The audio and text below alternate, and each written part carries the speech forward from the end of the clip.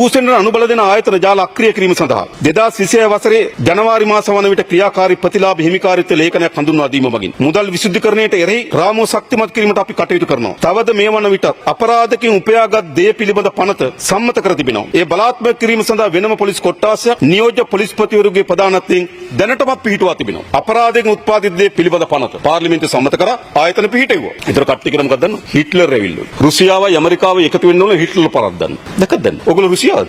ඔයගොල්ලෝ ඇමරිකාව. මොනවද මේ? රුසියාව ඇමරිකාව හිට්ලර් පරාදයට පත් කිරීම සඳහා එකතු වුණ ඓතිහාසික කතාවක්. ඒක දේශපාලන ඉතාමත් සංකීර්ණ අවධියක්. ඒක ලෝක දේශපාලන ඉතාමත් විශාල හැරවුමක්. මේ මාධ්‍ය සාකච්ඡාවක් කියලා දිනවා. රුසියාවයි ඇමරිකාව එකතු වෙනවා හිට්ලර් පරද්දන්න. පහු හරිද? ලෝකේ ඓතිහාසික දේශපාලනේ ඒ බරෙන් තේරුම් ගන්න කියන්නේ ඔයගොල්ලන්ට ගිහිල්ලා අඩුම තරමේ. හරිද? මොකද්ද දේශපාලන? හිට්ලර් අපි නීතිය ක්‍රියාත්මක කරන මතක තබා ගන්න.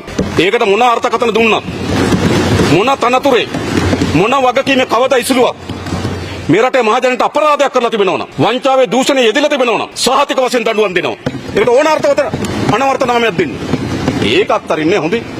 මතක තබා ගන්න. අපගේ මෙම දැක්මට සමාන්තරව ආරක්ෂිත සුරක්ෂිත සහ සාධාරණ සමාජයක් ගොඩනැගීම අපගේ අරමුණයි. දිගු කලක් තිස්සේ මද්ද්‍රව්‍ය සහ සංවිධානාත්මක අපරාධ වලට ගොදුරු අපගේ දරුවන්ින් මුදවා ගත යුතුයි. ඒ වෙනුවෙන් විස මද්ද්‍රව්‍ය සැපයුම් දාමේ බිඳවැටීම, ඉල්ලුම් ජාලය දුර්වල කිරීම, අධ්‍යාපනය හා පුනරුත්ථාපන වැඩසටහන් ක්‍රියාත්මක කිරීම, රැකියා අවස්ථා ලබා දීම ඇතුළත් බහුවිධ ක්‍රියාකාරී සැලැස්මක් සකස් කර තිබෙනවා. අපේ සංවර්ධනය සඳහා සහාය දුන් දීප් පාරිශ්‍රමික සහ බහු පාරිශ්‍රමික හවුල්කරුවන්ට මෙන්ම ශ්‍රී ලංකා මහ බැංකුව දක්වන ලද දායකත්ව සම්බන්ධයෙන් අපි ස්තුතිවන්ත වෙනවා. මෙම හවුල්කාරීත්වය ස්ථාවර සහ සමෘද්ධිමත් ශ්‍රී ලංකාවක් නැවත ගොඩනැගීම සඳහා පිටුවහලක් වූ අතර මෙම බැඳීම් තවදුරටත් ශක්තිමත් කිරීමට අපි උනන්දු වෙනවා. අපගේ මෙම දෙවන අයවැය මගින් පළමු අයවැයෙන් අප දැමූ අඩිතාලම තවදුරටත් ශක්තිමත් කරමින් ආර්ථිකයේ වේගවත් පිම්මක් ලබා ගැනීමට අපේක්ෂා කරනවා. පොහොසත් රටක් හා ලස්සන ජීවිතයක් කරා අප යන ගමනේදී අභියෝග ජය ගනිමින් ඉදිරියට යාමට සියලු පාර්ශ්වයන්ගේ දායකත්වය හා සහයෝගය අපි අපේක්ෂා කරනවා.